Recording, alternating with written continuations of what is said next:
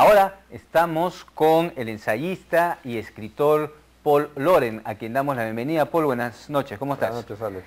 Bueno, Paul ha venido porque vamos a conversar acerca de un debate interesante que se planteó hace unas 2 semanas a raíz de un artículo de Gonzalo Portocarrero, ¿no?, que enfocaba el tema de la renta minera. La respuesta, y decía que la renta minera generaba problemas en el país, dificultades, porque alguien se llevaba una parte de la torta que no le correspondía, en resumen. Ante esto apareció el señor Bullard a decir que, bueno, que eso no era así, que la pobreza es natural, que la gente nacía pobre, y entonces si se genera la riqueza, esa riqueza le corresponde pues a quien agarre el oro que está ahí, o en fin. Tú tienes una posición al respecto, Paul, que queremos que nuestro público la conozca. Sí, a ver, no voy a defender a Bullard en el sentido de que no creo que la idea de Bullard era ir de fondo a lo planteado por Portocarrero, que es una cuestión muy puntual sobre la noción de renta y cómo el país... En su artículo Estado, lo tildó de absurdo, 5 veces había la palabra absurdo. Sí, pero el artículo de Bullard va con relación a cómo se genera la riqueza, ya, y ahí se centró y ahí quedó, ¿no? Pero el artículo de Portocarrero obviamente es mucho más amplio, bastante más amplio. El doble quizá puede ser. Sí, bastante. Y ahí hay un punto muy interesante, es si, tal como están las cosas, un esquema en el cual el Estado es el titular de las riquezas naturales, y estas riquezas obviamente generan una gran ganancia, al ser el titular, el Estado, ahí hay un problema, ¿no? El Estado se supone es el dueño de una riqueza que pertenece a todos. Pero ese titular, ¿no?, hasta que 1 centímetro después de la tierra ya no es el titular del Estado. A eso voy. Y ese es el problema. Porque pero al fin y al entonces cabo... en ese caso, imaginemos que no sería el titular del Estado del oro que está en esas lagunas. ¿Quién sería el titular? Las personas. Las personas. La gente que vive ahí. Entonces, si esas personas dicen, bueno, que el oro se quede ahí, que se quede ahí, pues ese es el derecho de propiedad, decir sí o no. Entonces, o sea, estamos de acuerdo. A mí no me interesa hacer apología con relación, o meter miedo, como se dice popularmente, a que si se van las inversiones o no. A mí lo que me interesa es que la gente empiece a disfrutar de lo suyo, o sea, el derecho. Y el derecho no te lo da el Estado, no te lo regala, te reconoce una situación dada. Ya. Y esa situación dada pasó con Tambo Grande hace algunos años. Claro, hubo un referéndum en 2004. Y la gente decidió. Ahora, cuando no existen derechos definidos, ¿qué entra a tallar? La violencia, la corrupción, la política, de uno y de otro lado. Y es lo que tenemos en Conga hoy en día, como en su momento en Tambo Grande. Y es legítimo también desde el punto de vista, si no hay instituciones sólidas, no hay derechos que defender, y hay un Estado que dice que esto es mío, y porque represento a los derechos de todos, que es de nadie. Esto es mío, abajo de la tierra, pero viene viene la empresa y dice que es mío encima de la tierra. Es que eso es mío no existe, pues. Al fin y al cabo, los únicos que logran acceder a ese derecho que el Estado tutela son ciertos grupos de poder, rentistas de siempre, y ahí tiene la razón Portocarrero, ¿no?, que entran ahí de maneras bastante dudosas, la más de las veces, ¿no? Claro, estudios de impacto ambiental, medios extraños. Eso se llama mercantilismo. Ese es mercantilismo. Y en ese sentido no hemos cambiado nada. Seguimos hemos cambiado desde hace siglos. Un esquema de derechos de propiedad, un esquema minero de verdad propiamente capitalista, liberal, debe estar sustentado en el ejercicio y en la hegemonía de los derechos de propiedad. En este campo no existe derecho de propiedad. Ahora, pero ahí, por ejemplo, la noción de propiedad de Occidente, digamos, una ficha inscrita en el registro público, es distinta, por ejemplo, a la noción de propiedad de las comunidades amazónicas. Y ahí Hernando de Soto, cuando vino todo lo de Bagua, también tuvo una posición, pero hay una diferencia ahí. Bueno, de Soto dijo que iba a sacar un libro al respecto y nunca lo sacó. Todavía no lo sacó. Debe estar asesorando a Mubarak, a Gaddafi. Yo no creo que el Estado, a través de un registro, te dé a ti la propiedad. Al fin y al cabo, el registro es donde uno declara propiedad. O sea, uno va al registro público porque ya es dueño de algo, ya, en principio. Es decir, consensualmente la sociedad tiene sus maneras, sus formas de establecer linderos y establecer pertenencias. Y el Estado reconoce esa situación. Ya, pero no entonces, inventa la situación. Ya, pero entonces por ejemplo, los de la selva dicen... Es igual. Bueno, este bosque es mío. Pero hay un problema, pues, ¿cómo defines todo esto es mío? Yo también Pues, puedo decir, está, esto claro, es mío. entonces ahí viene el problema, pues, ¿cómo Bueno, hacemos? los romanos diferenciaron hace más de 2000 años la noción de propiedad, ¿no? Entonces, ellos, por ejemplo, con relación al subsuelo, decía, lo que está establecido jurídicamente, por consenso obviamente, no es cuestión arbitraria mía, decir, esto es mío y todo lo que se ve aquí es mío, sino que hay un consenso en la comunidad con relación a ese ejercicio del derecho. Y los romanos establecieron que todo lo que iba hasta los mismos infiernos y hasta los mismos cielos, puedo usarlo como derecho de propiedad, ¿no? En el ejemplo anglosajón, en el siglo XIX, por ejemplo... El petróleo de Estados Unidos, ¿no? La fiebre del oro y el petróleo en los Estados Unidos en el XIX se generó bajo ese rigor, bajo ese esquema. ¿Y qué pasó? ¿Hubo violencia ahí mayor? No.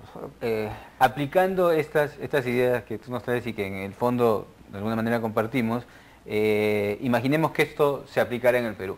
Entonces, los habitantes de Huasmí, de esta parte de Selendín, pudieran ellos directamente contratar con Newmont o con quien fuera, si quisieran, o si no, bueno, el oro se queda ahí y el agua vale más que el oro. Y tienen todo el derecho de hacerlo. Pero si no hay ese derecho, ¿qué entra a tallar? Pero en el Perú hay un grupo de gente que dicen, no, acá necesitamos una economía de libre mercado y liberal. Y entonces nos venden esta idea de que lo liberal es que las empresas hagan lo que les da la gana, me parece. No sé qué tú... No, yo en ese punto pienso que hay un error ahí, de liberal no tiene nada porque es compulsivo, es obligarle a la gente. Lo que pasó en Tambo Grande fue esto patético, hubo también muertos ahí, ¿no? Y se quiso decidir en un ministerio el futuro de todo un pueblo.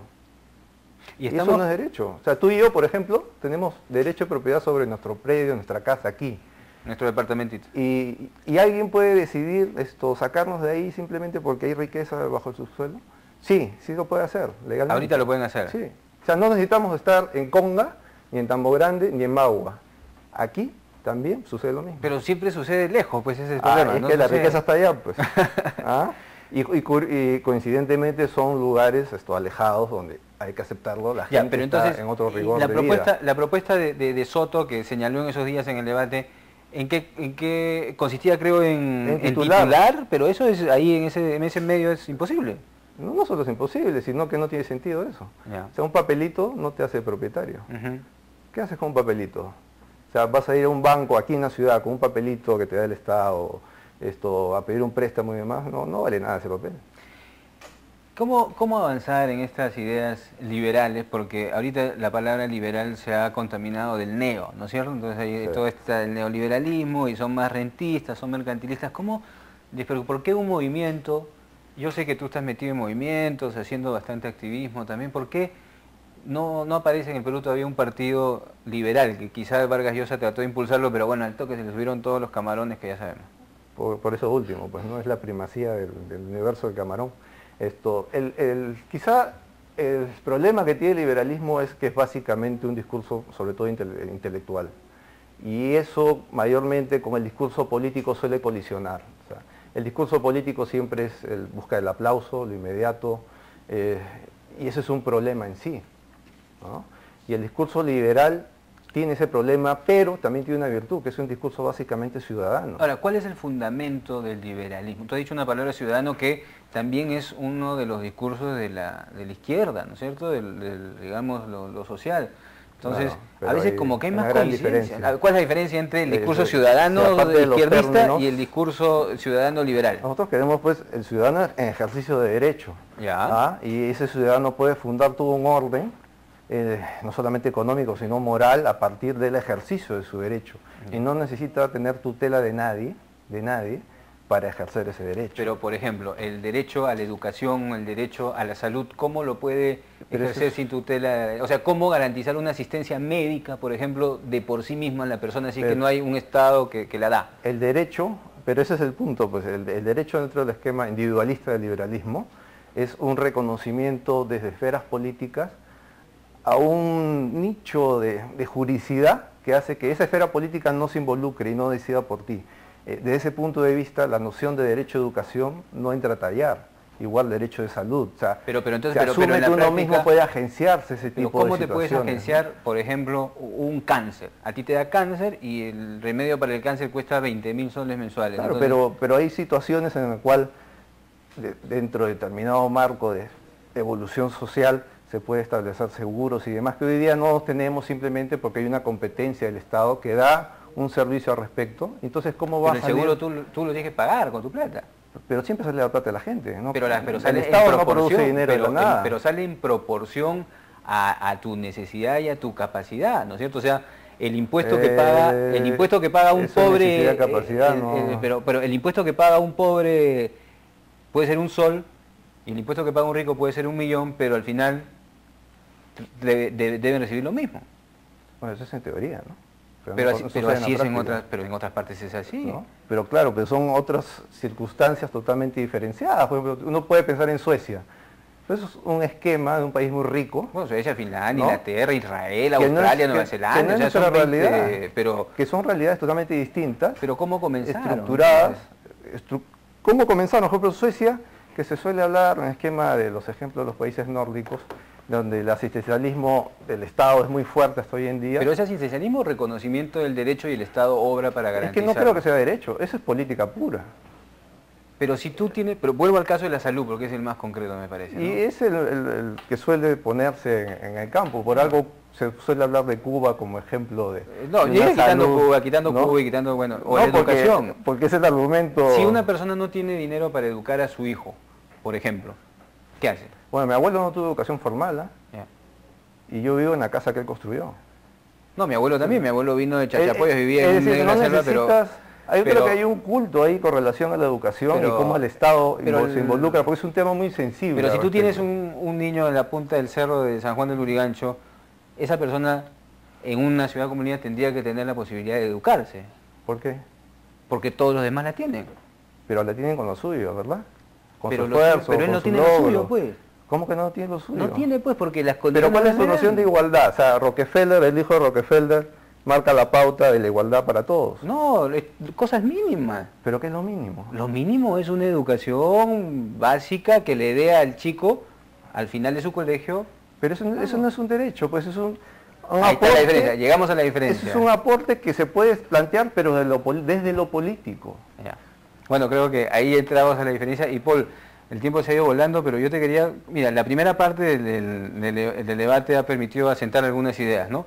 Pero la segunda creo que ya entra la diferencia y ahí sería bueno seguir analizándolo, ¿no? Porque Claro. es importante, ¿no? Y ahí, Sí, sí. ahí lo vamos a... Muchas gracias Paul, por la te oportunidad. comprometemos entonces a seguir abordando sobre esto porque es muy interesante y tenemos coincidencias pero también divergencias y tú tienes varios textos escritos sobre esto que vamos a seguir profundizando. Ok, Paul, muchísimas muchas gracias. A ti. Ha sido Paul Laurent con una propuesta, una visión liberal de las relaciones sociales de nuestro país, de los derechos y de las libertades, y nos hemos comprometido a seguir discutiendo en el punto que nos hemos quedado ahora, vamos a seguir en la próxima discusión. Ahora